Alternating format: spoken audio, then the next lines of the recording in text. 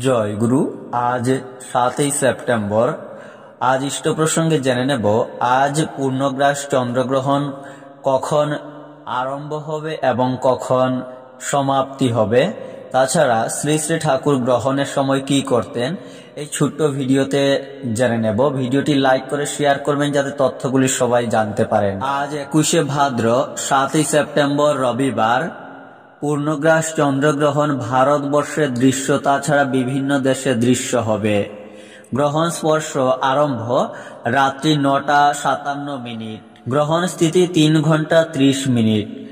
গ্রহণ সমাপ্তি রাত্রি 1টা 27 মিনিট। সেদিন ছিল সূর্যগ্রহণ।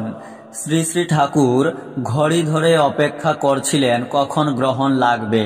গ্রহণের আগে অনেকেই এসে সমবেত হলেন। যখন গ্রহণ লাগলো তখনই শ্রী শ্রী ঠাকুর বললেন, এইবার নাম করা যাক। এই বলে চাদর মুড়ি দিয়ে বড়াল বাংলোর বারান্দায় চৌকিতে বসে ধ্যান করতে শুরু করলেন। উপস্থিত সকলে চাদর মুড়ি দিয়ে বসে নাম করতে লাগলেন।